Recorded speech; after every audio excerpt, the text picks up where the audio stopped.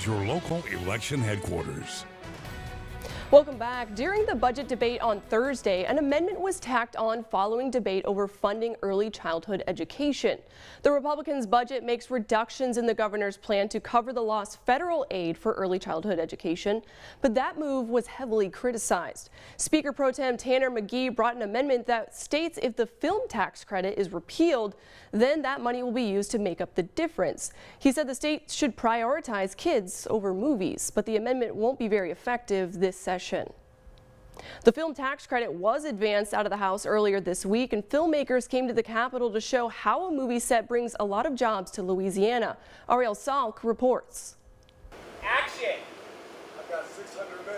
Lights, camera, and action in the capital city as the Louisiana Film Entertainment Association and IATSE 478 put on a show for lawmakers. When they can see an active film set, it really drives home the fact that these are real, solid Louisiana jobs here in the state. Food and housing and everybody that helps us create a film. Louisiana tax credits for filmmakers make a serious impact on the industry. When the film industry came here to Louisiana, I was able to get in here and not leave my home state. But those benefits expire in 2025, so State Representative Clay Sexsnyder is promoting his bill to extend the deadline. We need people to want to come here to Louisiana, and I think that's going to be a big help. From camera to crew, the LFEA says 10,000 Louisianians are employed through the film industry.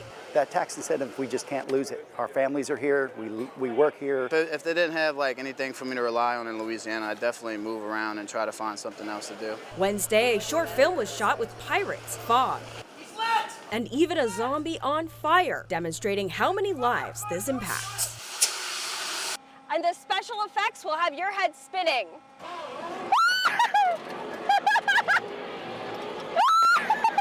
The bill is set to go before a Senate committee. Everybody that helps us create a film, we don't want to lose that incentive so that we can all stay here and support not only ourselves, but the state as well. But for now, the show must go on.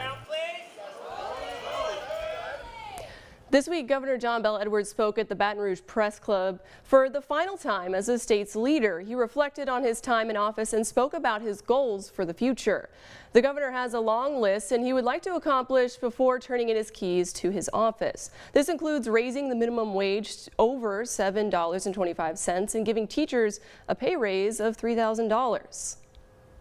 Quite frankly, we don't have enough teachers today. We have too many who are leaving the profession, and we don't have enough entering into our colleges of education to go into the classroom. How many children do we keep in poverty needlessly because we refuse to pay their parents what they should be paid when they go to work?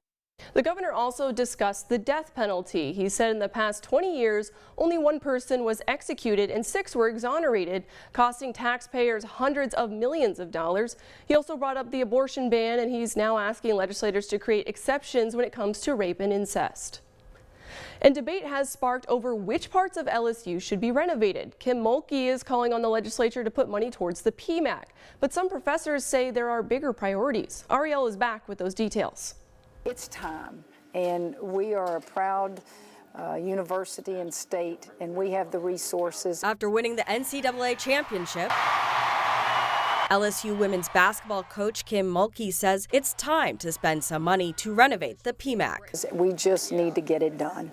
I don't blame a basketball coach for wanting the best possible basketball arena. Governor John Bel Edwards says he is thrilled by the win, but thinks the state funds could be better spent. I would tell you, for me, the biggest priority there would be a new library. LSU professor Bob Mann says he agrees with the governor. It has to be the priority for the school. It just has to be. We can't be an R1 university, a Research 1 university, a university that really values research and scholarship without a decent library. Mann says the damage in the library is everywhere, from tarps covering books to trash cans collecting water. Even the basement is off limits because of flooding. It's a symbol of what we regard as what's important here. And so when you walk around campus and you see that the football stadium is in better shape than the library, it tells you something about the state's priorities. And those priorities are way out of whack. Students are split. Some say it's basketball's time to shine. Instead of the PMAC, the sports route, we need to get our education right. We need to stop worrying about the sports. We need to focus on the education side. Something special, and I mean, Kim Mulkey's doing something right, so they should definitely send the money that way.